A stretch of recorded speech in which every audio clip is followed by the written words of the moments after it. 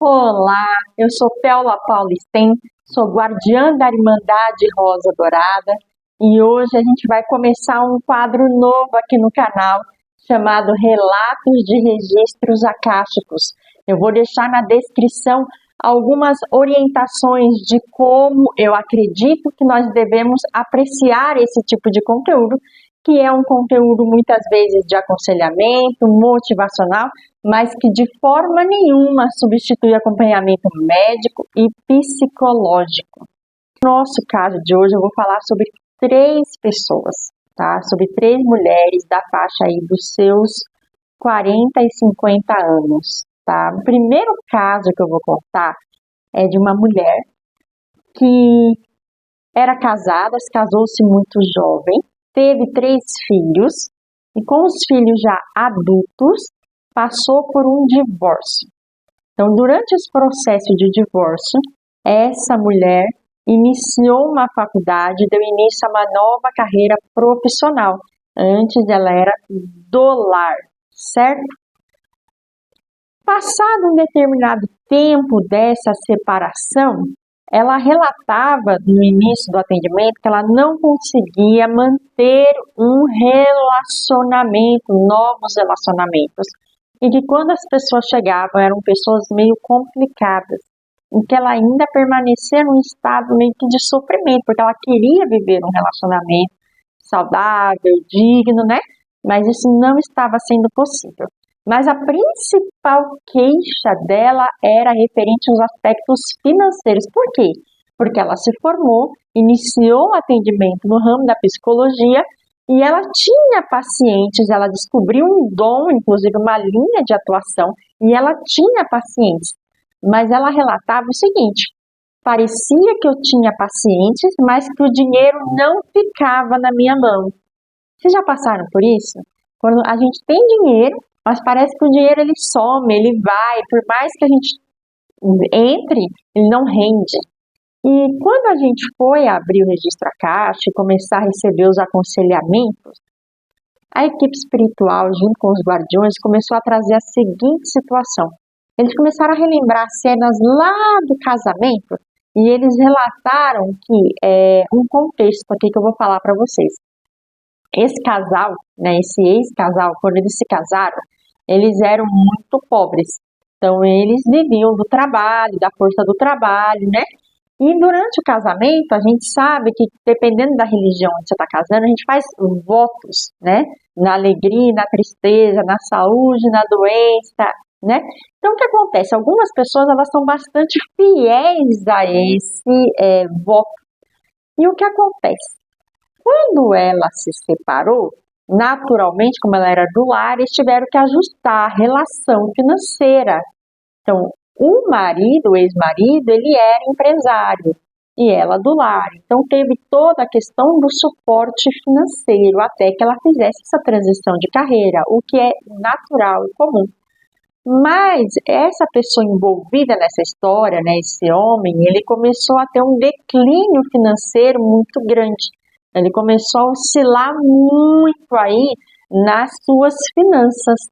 Em contraposição, essa mulher começou a trabalhar, né? E começou aí a obter o dinheiro para sua própria vida, eles separados, cada um vivendo suas vidas, outros relacionamentos e outras casas.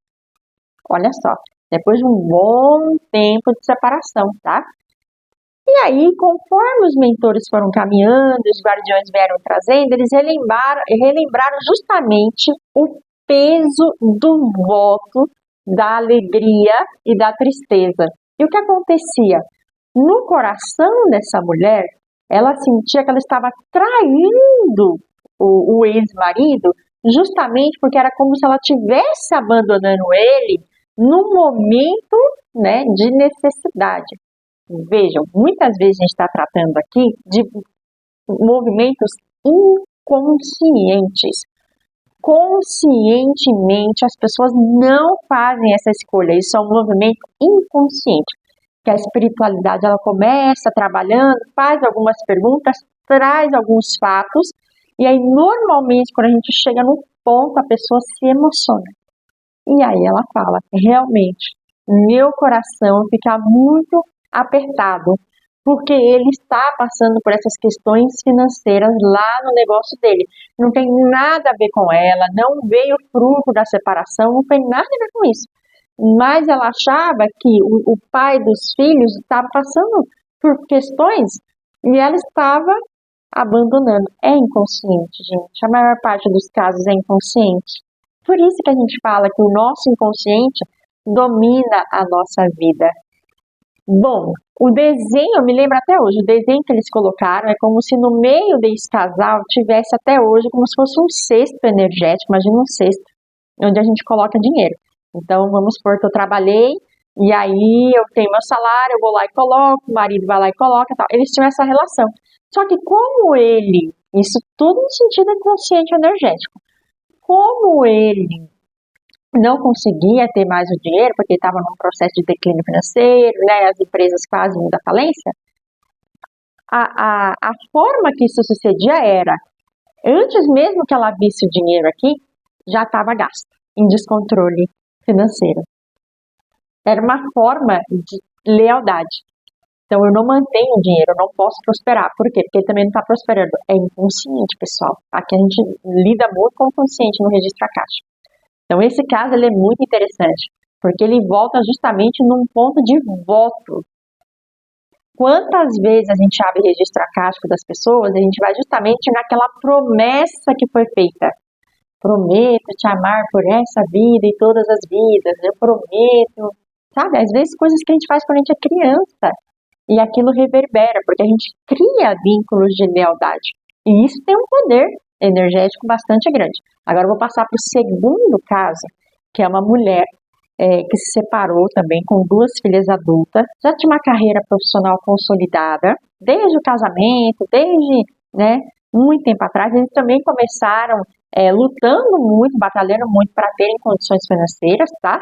Ele se tornou empresário, ela se tornou aí do ramo da academia. Bom, o que aconteceu depois da separação é que essa mulher também não conseguia manter relacionamentos saudáveis, estáveis e continuar a vida. Depois de anos, gente, anos de separação, tá? Um outro ponto, que foi o ponto principal que trouxe ela ao atendimento, era a questão financeira. Por quê? Porque eles tinham imóveis e ela não conseguia dar procedência de vender esses imóveis. Parecia que estava lá há muito tempo esses imóveis sem conseguir rodar, sem conseguir vender. Então, tinha duas situações, relacionamento e a venda de imóveis, tá? Que ela trouxe para a sessão. Esse dinheiro que ela estava querendo movimentar esses imóveis era para que ela pudesse comprar uma casa diferente para ela, que ela pudesse trocar o carro, coisas da vida, a vida continua, né? E esse caso é muito interessante porque ele envolve também um vínculo de lealdade. Como foi um casal que iniciou o casamento sem os dois terem as condições, eles também tinham esse pacto e os dois cresceram juntos. Então, veja a importância disso. Fica uma ligação de lealdade, de crescimento, né? Mas aqui a situação era o seguinte, essa pessoa, esse homem, ele não estava numa questão de problemas financeiros nem nada disso. Os problemas dele eram emocionais, tá? Então, o que acontece? Ela sempre estava preocupada de dar sequência na vida dela, de ter outros relacionamentos e como que esse homem ia se portar diante disso. Mas não de violência, não. Estou falando de assim, sabe aquelas pessoas que estão sempre falando assim, que minha vida vai acabar, que eu não aguento, sabe? Isso cria um registro, muitos registros, e muitas vezes a pessoa fica leal a isso, porque ela não quer ver a outra pessoa sofrer. Então acaba com que eu não vou em frente na minha vida, entendem isso? Por quê? Porque aquela pessoa, ela não tem maturidade emocional para lidar, e eu não quero ver ela sofrer, porque eu me lembrei aqui de agora um termo que essa pessoa usou, ela disse o seguinte, eu acho que ele não vai aguentar. Vocês veem o nível de lealdade? Nesse caso aqui, eu me lembro dos mentores falarem o seguinte, que cada pessoa é responsável pela sua própria existência e que muitas vezes a gente passar por essas dores emocionais, a gente seguir em frente, né, ou no caso a gente seguir em frente e isso causar uma dor emocional na outra pessoa, é justamente o que aquela pessoa precisa para amadurecer. Nós não somos responsáveis pela vida do outro. Eu sei, gente, que muitas vezes nas novelas, nos filmes, coloca-se isso dessa maneira, né? Algumas religiões também. Mas, do ponto de vista da espiritualidade, o que eu percebo muito é a importância das escolhas e do livre arbítrio. Todas as pessoas têm o direito de serem felizes e prosseguirem as suas vidas. Mas muitas vezes a gente está preso lá no passado por essas lealdades para não ver alguém sofrer, seja por questões financeiras, como foi o primeiro caso que a gente estava mostrando, e sejam por questões emocionais, como esse segundo caso, tá? Agora eu vou contar um terceiro caso para vocês, que é um pouco diferente desses dois casos, não envolve uma lealdade. O que acontece? Esse terceiro caso é de uma mulher que ela não tinha filhos, tinha uma carreira também na área médica, e a questão dela é que o divórcio não andava, os papéis não andavam.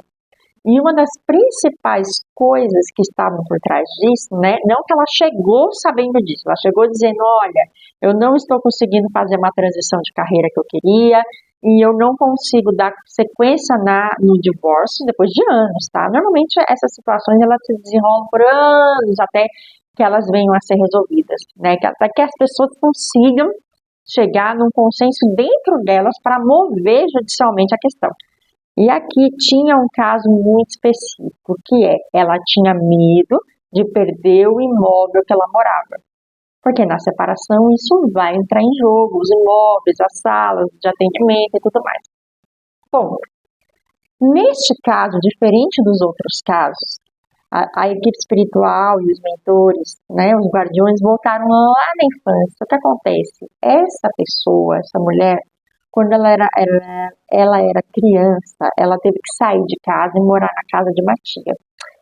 E aí ela passou por situações muito ruins na casa dessa tia.